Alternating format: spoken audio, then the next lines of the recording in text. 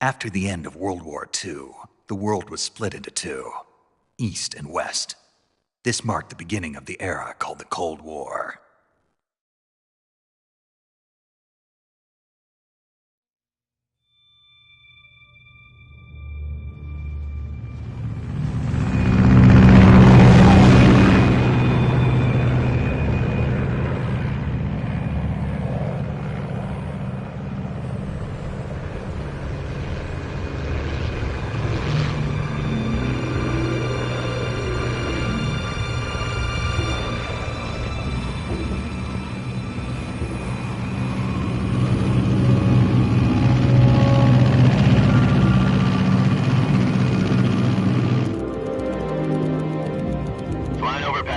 Altitude 30,000 feet.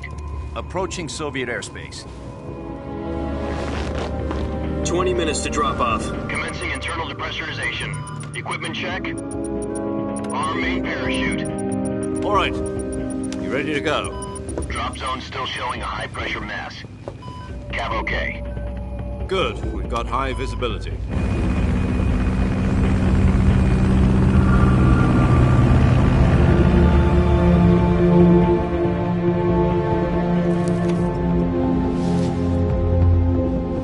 Put out that cigar. Connecting oxygen hose to interior connector. Put on your mask.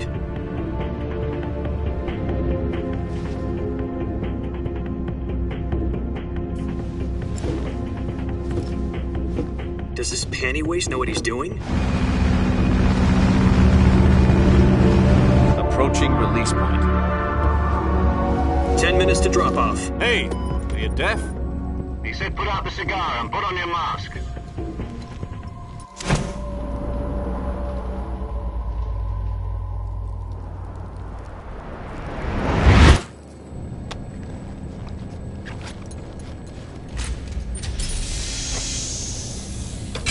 Depressurization complete. Checking oxygen supply. 6 minutes to drop off. Opening rear hatch.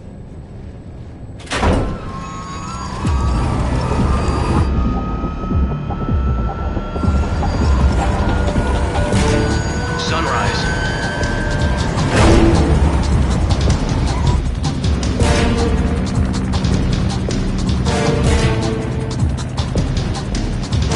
External temperature minus 46 degrees Celsius. 2 minutes to drop off. Stand up. You'll be falling at 130 miles per hour. Try not to get frostbite from the wind chill. 1 minute to drop off. Move to the rear. Activate bailout model. This is one for the history books. The world's first halo jump. 10 seconds to drop off. Stand by. Status okay. All green. Prepare for drop off. Countdown. 5, 4, 3, 2, 1. Spread your wings And fly. God be with you.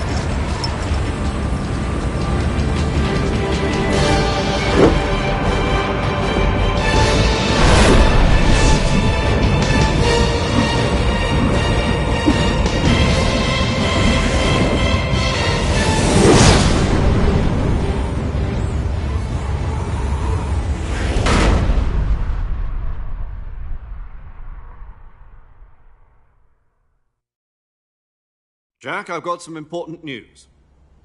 The head of the CIA has finally given us the green light for the virtuous mission. Virtual mission? No, the virtuous mission. The future of our Fox unit depends on it. If it succeeds, we'll be officially organized into a unit. Virtuous mission? Sounds like some kind of initiation ritual. You know, don't get cocky. This isn't a training op. Right.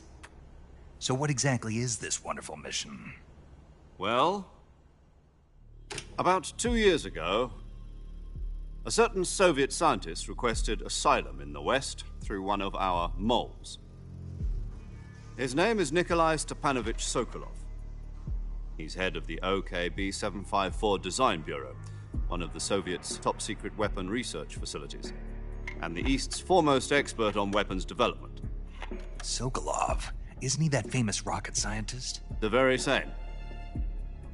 On April the 12th, 1961, the Soviets achieved the first manned spaceflight in history. The Earth was blue, but there was no God. Well spoken. The rocket that carried Yuri Gagarin into orbit was the A-1, known as the Vostok rocket. Sokolov is said to be the man most responsible for the multi-engine cluster used in that rocket.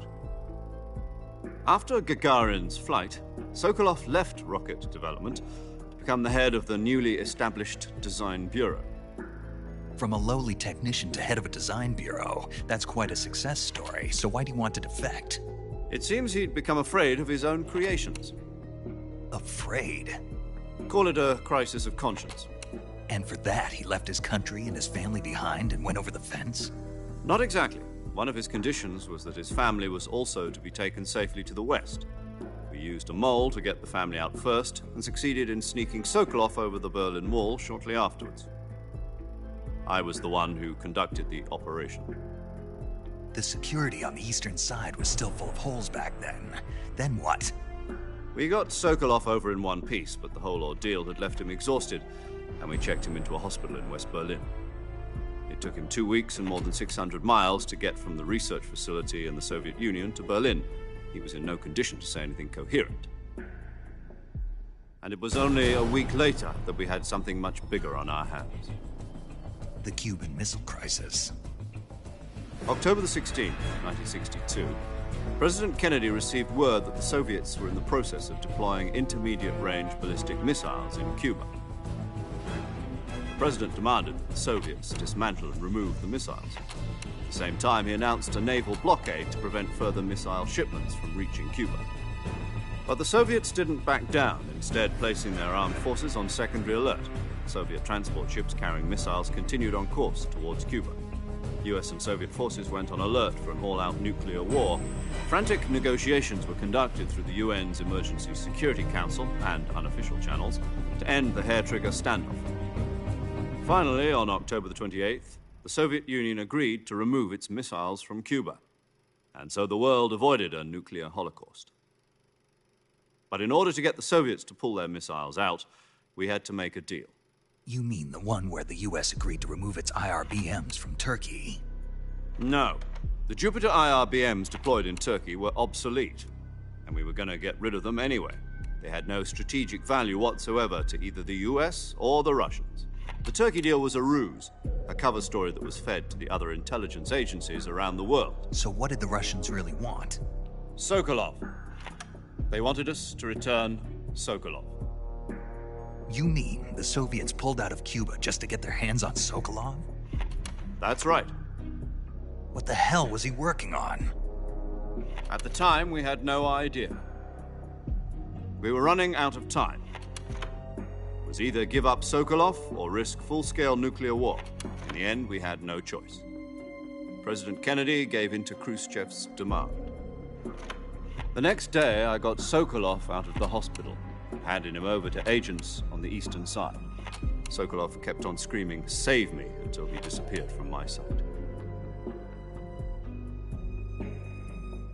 Then a month ago, we received some new information from one of our moles. About Sokolov? Yes. He was taken back to the research facility and forced to continue working on the weapon in question under KGB supervision. What's more, it's on the verge of completion. So what kind of weapon is it? Something to do with space rockets? No, missiles. Same technology. I guess you're right. We don't know the details, but it appears to be a new kind of nuclear device. For half a year now, the Soviets have been conducting frequent nuclear tests at Semipalatinsk. Something to do with the weapon, I assume. We're talking about a secret weapon so big that Khrushchev was ready to pull out of Cuba to get it back. Is Sokolov still in the facility? No. According to our intelligence, he's in Selinoyarsk, a place in the mountains about 3 miles to the west that's known as the Virgin Cliffs. The Virgin Cliffs. Nice name for a virtuous mission. They moved him there just recently. Why? Apparently, they're conducting a field test of the weapon, but it's our best chance to get him back. This mission would never have been possible if he was still in the research facility. This is our last chance. Sokolov must have known that too when he contacted us.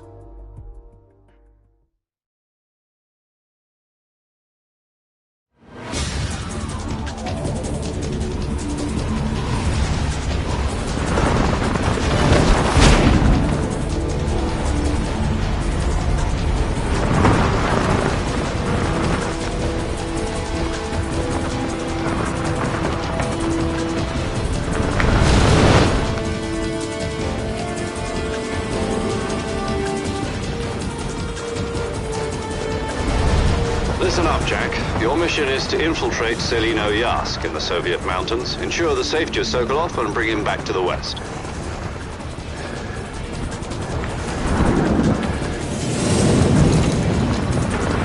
If we don't get Sokolov back before that weapon is complete, we'll be facing a major crisis. The clock is ticking.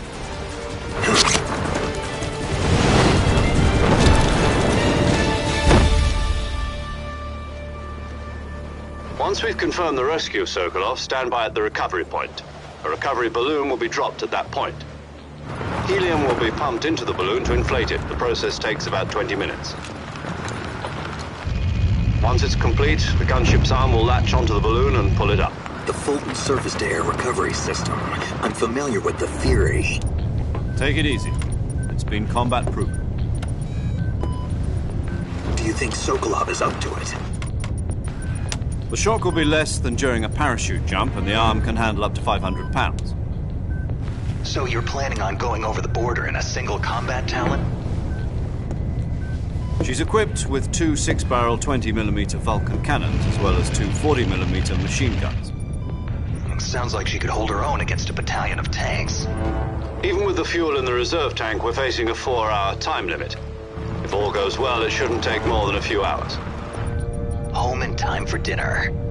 But if anything goes wrong, you'll be eating dinner, breakfast, and all the rest of your meals in the jungle.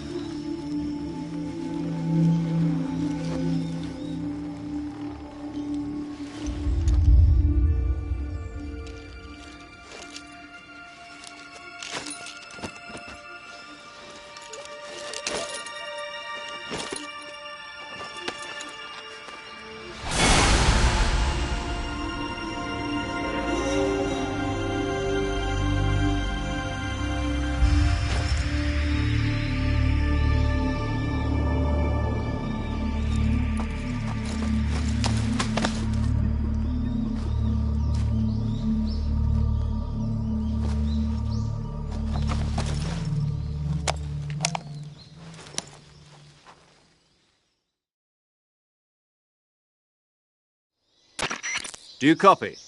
You're already in enemy territory, and somebody might be listening in. From here on out, we'll be using code names to refer to each other. Your code name for this mission will be Naked Snake. I'll be referring to you as Snake from now on. You're not to mention your real name. Snake? Oh, you don't like snakes? What do you mean? You've eaten one before, haven't you? In survival training. I'm glad to hear that. I don't know if I'd ever order one in a restaurant, but... Be careful, you might not have a choice. What about you, Major? What should I call you? Let's see. I'll be Tom. Call me Major Tom. This will be a sneaking mission. You must not be seen by the enemy. You must leave no trace of your presence. Is that clear? This kind of infiltration is the Fox unit's speciality. In other words, weapons and equipment are procured on site. That goes for food as well. You're completely naked, just as your name implies. Great. Now I see why you asked me if I like snakes. I suppose calling me Snake was your idea of a joke, too. No. There's a good reason for that. I'll tell you later when the time is right. Gotcha. Getting back to the subject, how exactly am I supposed to feed myself? You've been issued a knife and a tranquilizer gun. Use them to hunt for food. You'll also find some medical supplies in your backpack. Yeah, about the backpack. I lost it in a tree on the way down. I see. Well, you'd better go back and get it then. You know where it is? No problem. I can see it from here. It's stuck on a branch. To climb a tree, stand in front of a tree that's covered in ivy and press the action button. I'll be monitoring your progress over the radio. We can't risk violating Soviet airspace, but I'll be in the gunship. My frequency is 140.85. I'll give you a call if I need to talk to you. If you need to talk to me, use the send function. Okay, Snake, go get your backpack.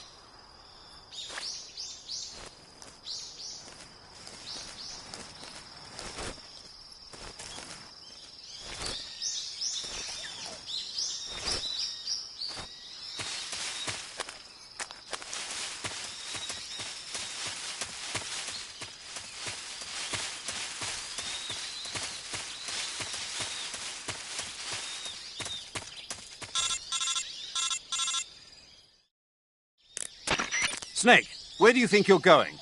You can't expect to proceed with the mission without any weapons or equipment. First, you'll need to recover your backpack. It's caught on a tree to the south. Press the action button to climb the tree and retrieve your backpack. Is that clear?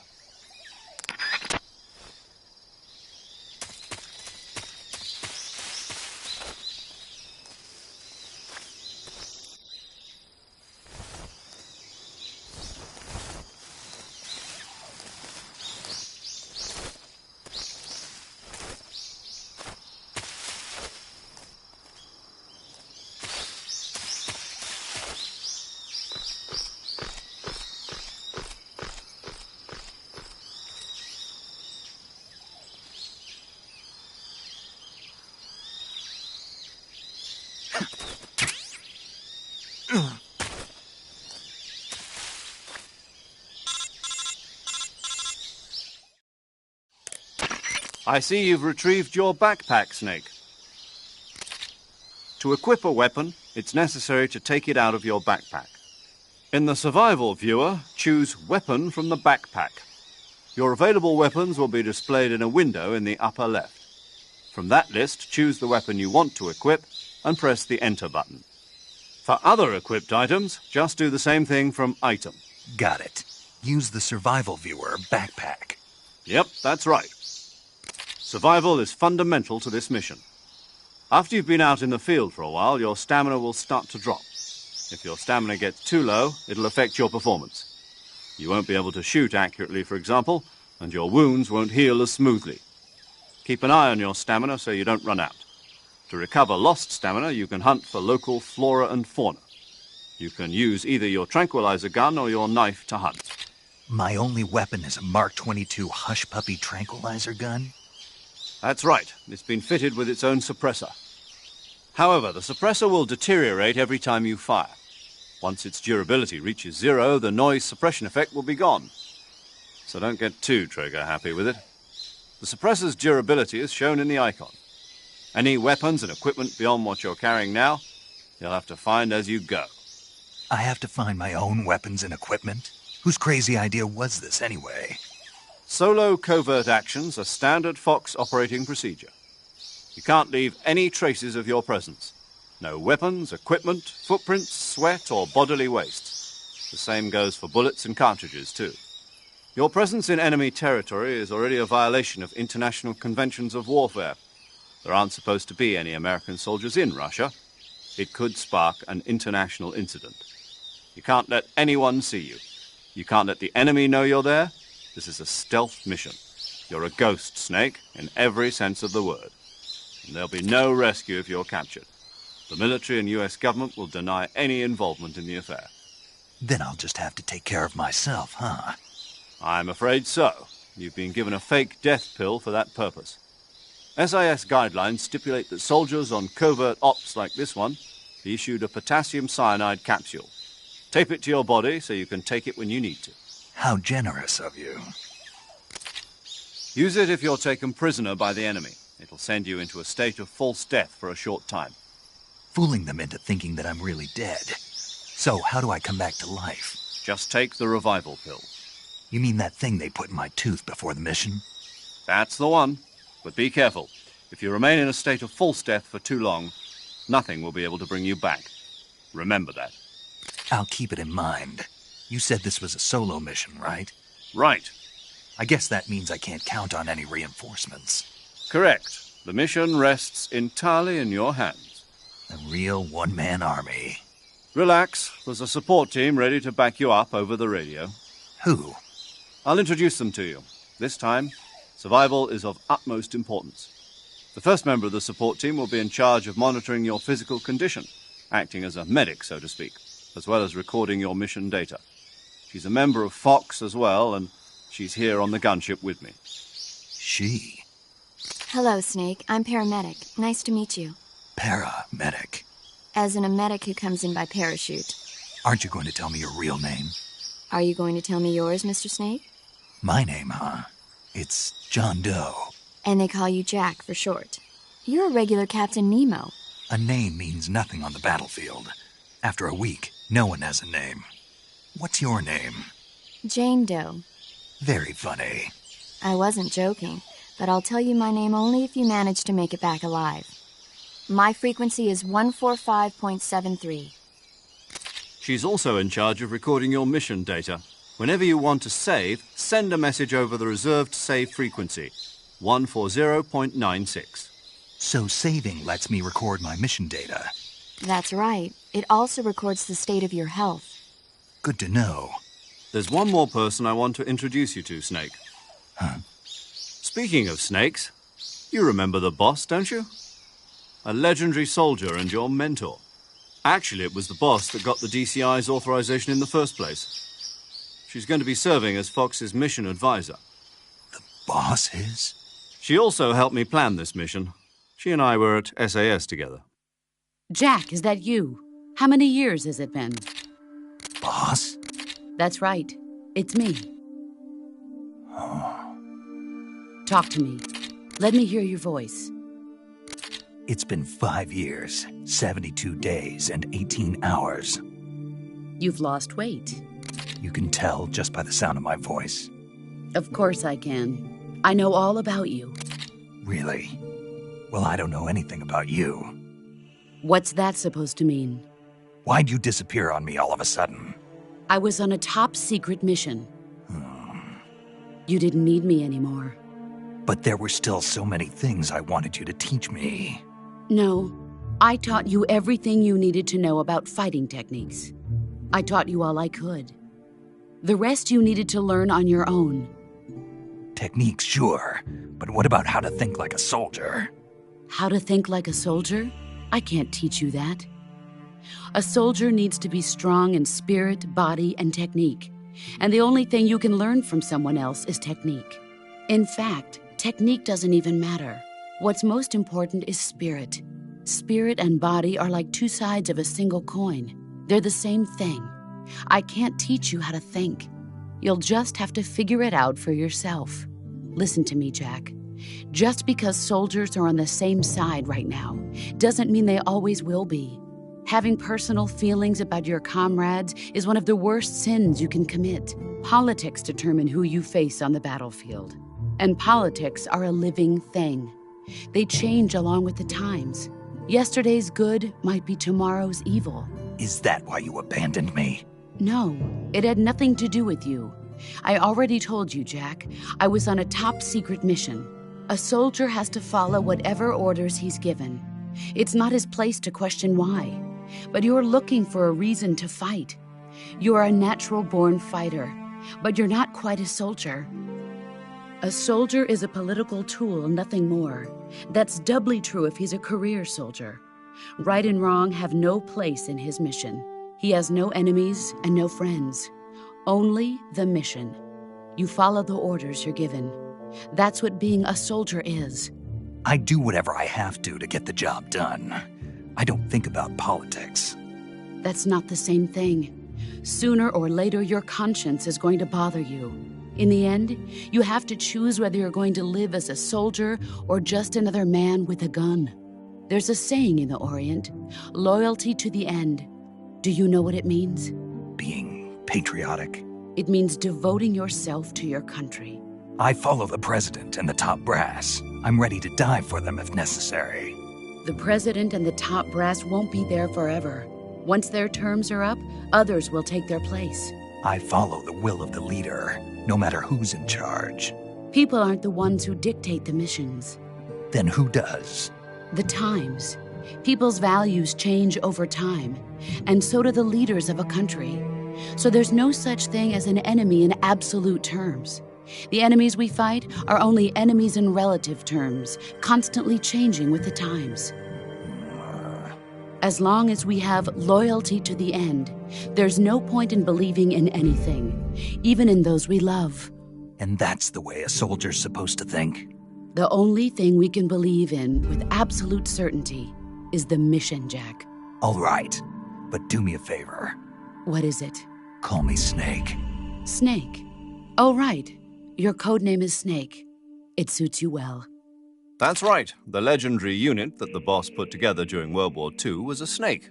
The Cobra unit, a group of heroes that brought the war to an end and saved the world. As long as you've got a legendary hero backing you up, you'll be fine. Isn't that right, Snake? Yeah, I can't think of anyone else I'd rather have with me. Oh, and one more thing, boss. Yes? It's good to hear your voice again. Same here. After all, who knows if either of us will make it out alive? Snake, you are always best at urban warfare and infiltrating buildings. But this is the jungle. Survival is going to be key. Those CQC techniques I taught you are sure to come in handy. CQC? Close quarters combat, huh? I've been in the Green Berets for the past few years. I'm probably pretty rusty. Not to worry. I'll be here to help you remember. After all, this is your first actual survival mission.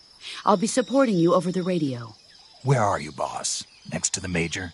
The boss is communicating with us by radio from aboard a Permit-class submarine in the Arctic Ocean.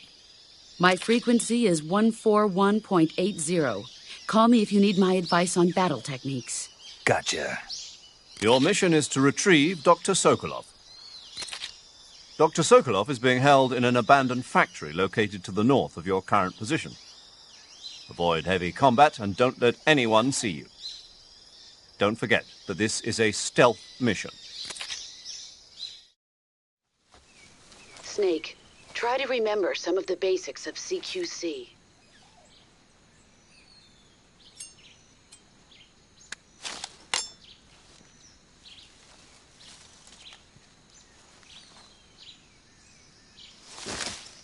Commencing virtuous mission now.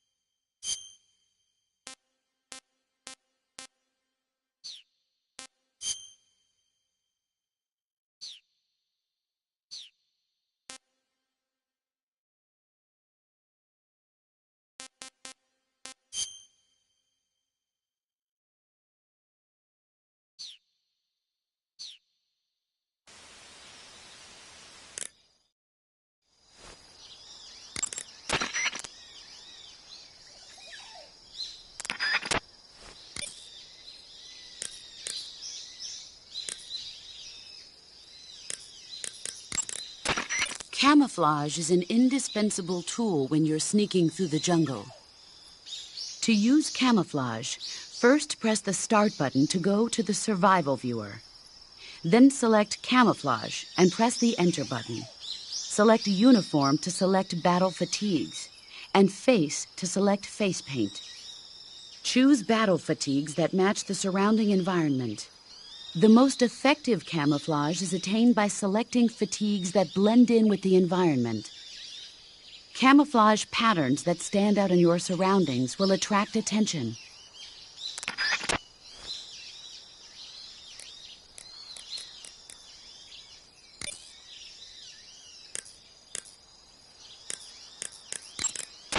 Saving the game, Snake?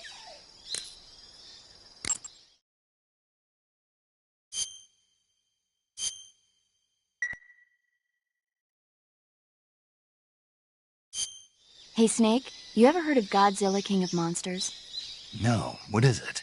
It's a movie. You haven't seen it? Nope.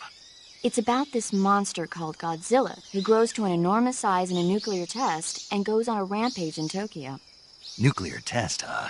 Then the Marshall Islands must be crawling with giant monsters right about now. It's just make-believe. Maybe that's why my pants have been so tight lately.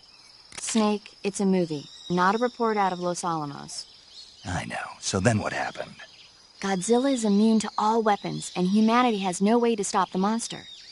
Dr. Shirazawa develops a new type of weapon, but meanwhile, Godzilla is getting closer and closer to Tokyo, obliterating everything in its path. It was originally a Japanese movie, but they made an American version, too. I recommend seeing the original Japanese one if you ever get the chance. It's mostly mindless fun, but it's also got a serious anti-nuke message as well. Where can I see the original? You'll just have to go to Japan. Really? That's too bad. Well, if you wait 40 years, you might be able to see it in America, too. Why's that? 2004 will be Godzilla's 50th birthday. You think they're still going to be making Godzilla movies then?